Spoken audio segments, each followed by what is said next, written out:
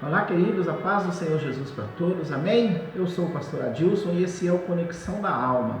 Amados, essa semana nós estamos falando do voto de Jacó. Gênesis capítulo 28, a partir do verso 18, vai falar que Jacó, que ele estava numa jornada, que ele estava viajando, e numa noite ele foi dormir e ele teve um sonho com o Senhor, e o Senhor conversou com ele, o Senhor fez algumas promessas para ele.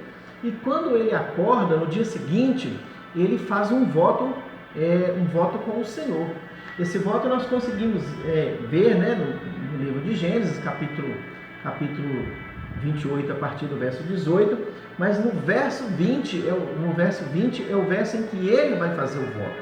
E ele fala assim, olha, e Jacó fez um voto dizendo, se Deus for comigo e me guardar nesta jornada que faço, e me der pão para comer e vestes para vestir, e eu em paz tornar a casa do meu pai, o Senhor me será por Deus. E esta pedra que tenho posto por coluna será a casa de Deus, e de tudo quanto me deres, certamente darei o dízimo. Amados, quando Jacó ele faz esse voto com o Senhor, na primeira parte ele faz 4 pedidos ao Senhor. Ele pede a Deus, ele pede para o sucesso da sua caminhada, para que ele tenha uma boa jornada. Ele vai pedir ao Senhor, ele vai fazer 4 pedidos ao Senhor no voto. Ele vai pedir a presença de Deus, ele vai pedir a proteção de Deus, ele vai pedir a provisão de Deus e ele vai pedir a paz de Deus. E logo em seguida, ele vai fazer promessas para o Senhor. E uma dessas promessas é a exclusividade. Na verdade, ele faz 3 promessas. Ele faz a promessa de que Deus será exclusivo seu, ele faz a promessa de que ele será a casa de Deus e ele faz a promessa de que tudo que ele receber, ele vai dar os dízimos. Então, a primeira promessa de Jacó para Deus é a promessa da exclusividade. Quando nós falamos de exclusividade, querido, eu fui buscar o significado de exclusividade. Exclusividade tem vários significados. Mas eu peguei 2 aqui para representar aquilo que a gente quer falar aqui. E uma dessas qualidades, desse significado de exclusividade, diz que exclusividade é uma posse, é o uso, é o direito que não admite participação de outro, é único, é exclusivo. Um outro significado de exclusividade é a qualidade do que por privilégio pertence a alguém. É aquilo que a palavra diz, eu sou do meu amado e o meu amado é meu. Isso é exclusividade, não cabe outro.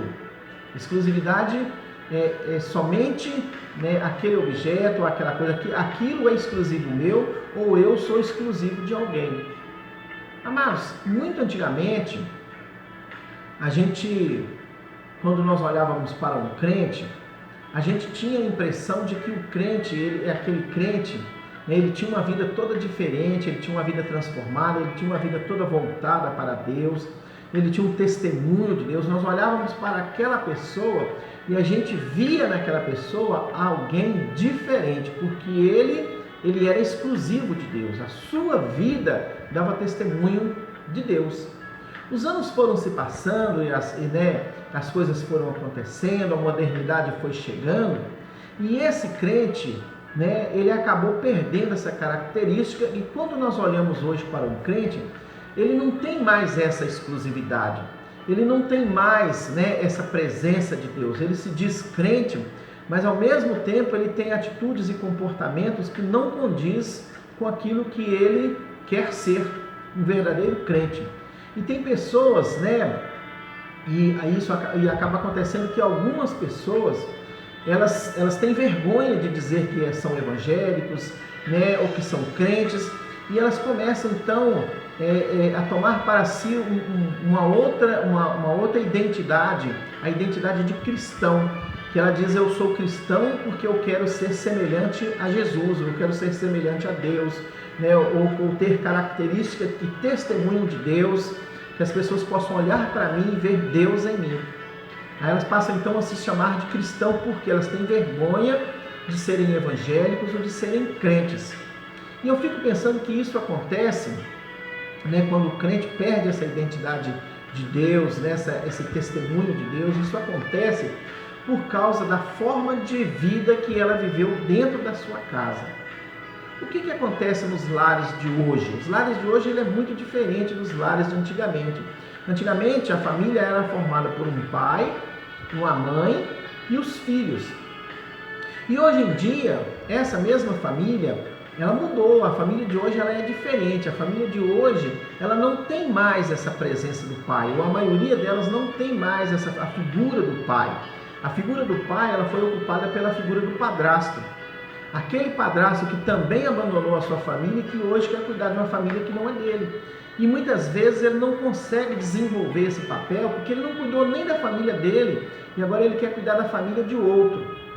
E quando eu, como filho, olho para um padrasto, como que eu vou confiar nesse padrasto se ele não é o meu pai?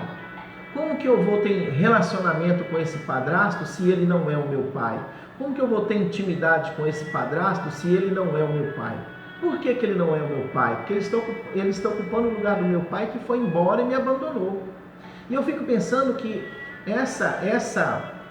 nós conseguimos olhar para esse pai que me abandonou e comparar a Deus, que a palavra diz que ele é o nosso pai. E quando eu olho para as falhas desse pai, quando eu olho para os erros desse pai, eu penso que Deus, que é o meu pai, que ele tem as mesmas falhas, os mesmos erros, e eu não consigo confiar em Deus porque a pessoa de Deus está representada na figura do meu pai que eu não tenho. E isso se torna um problema muito grande. E quando eu começo a fazer essas comparações, colocando Deus, fazendo de Deus o referencial, fazendo do meu pai o referencial de Deus, olhando para o meu pai e pensando que Deus é aquilo, é aquela pessoa, eu vou então colocar entre Deus e o meu pai, eu vou colocar outros elementos, eu vou colocar outras coisas para substituir tanto o meu relacionamento com o meu pai biológico, que eu não tenho mais, quanto o meu relacionamento com o pai Deus, que eu sei que é meu pai, mas que eu não consigo ver, e não vendo, eu não consigo crer, eu não consigo confiar, eu não consigo ter um bom relacionamento, porque a imagem que eu tenho desse Deus é a imagem do meu pai que me abandonou e que me deixou. E aí eu começo a colocar então outros quesitos, outros elementos entre o meu pai que foi embora e o Deus que eu sei que é meu pai, mas que eu não consigo me relacionar com ele. E quando nós falamos, queridos, de relacionamento com Deus, nós não conseguimos ter fazer de Deus essa exclusividade justamente por causa dessa situação. Mas a palavra fala lá, por exemplo, lá em Salmos 91, ele vai falar dessa intimidade com Deus, ele vai falar dessa exclusividade de Deus, sendo Deus o meu Deus, o único e exclusivo da minha vida.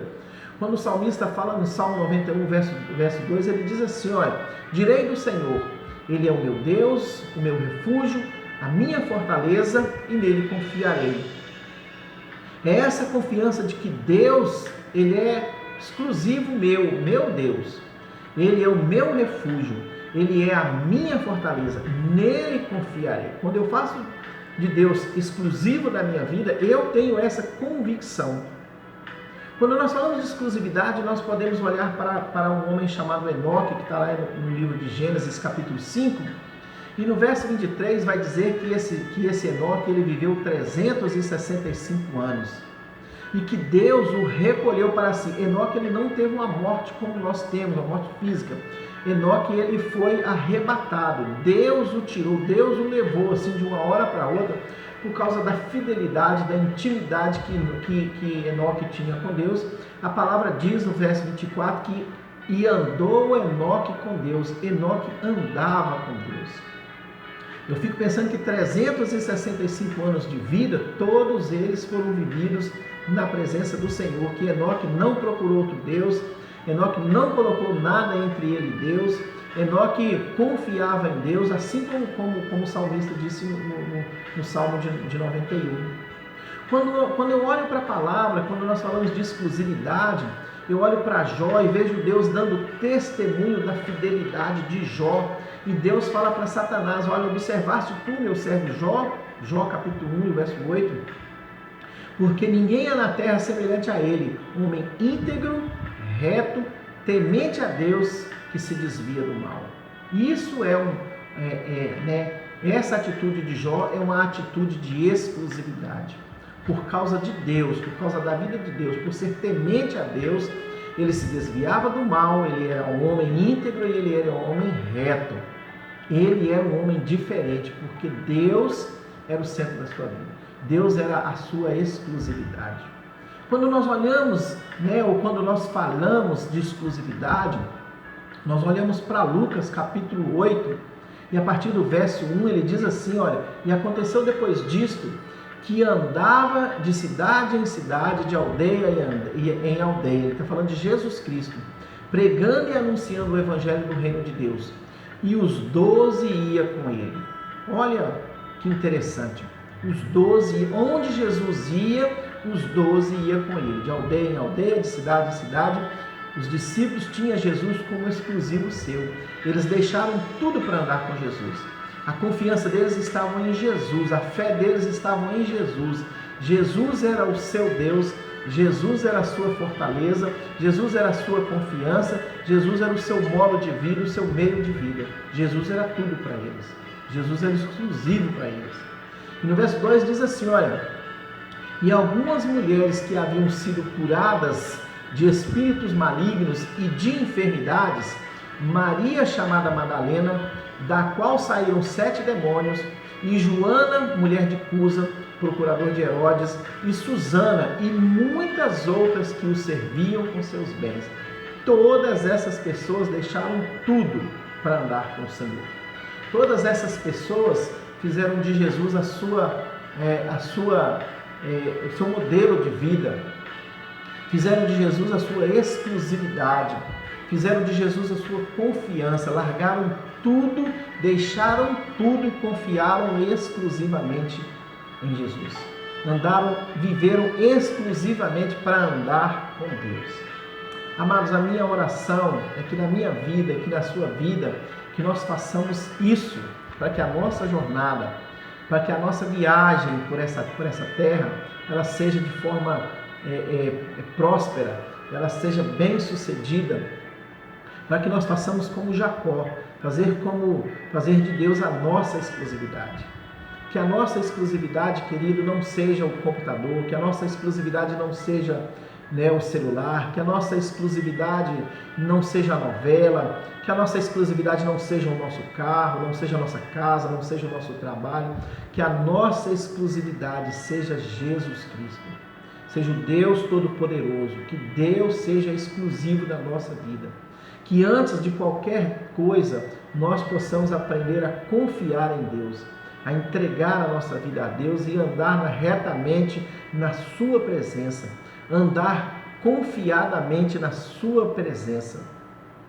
Que esse seja o nosso modelo de vida, que esse seja o nosso testemunho, que as pessoas possam olhar para nós e verem em nós verdadeiramente crentes, cristãos, servos de Deus, moradores do reino do céu. Amém, queridos? Que essa seja uma verdade na nossa vida.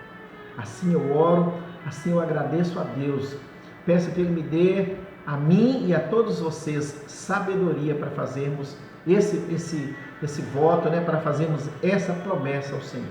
Ele será exclusivo meu, eu serei exclusivo dele. Eu sou do meu amado, o meu amado é Deus. Esse é Jesus. Que Deus te abençoe. Nós nos encontramos no próximo vídeo, em nome de Jesus. Amém.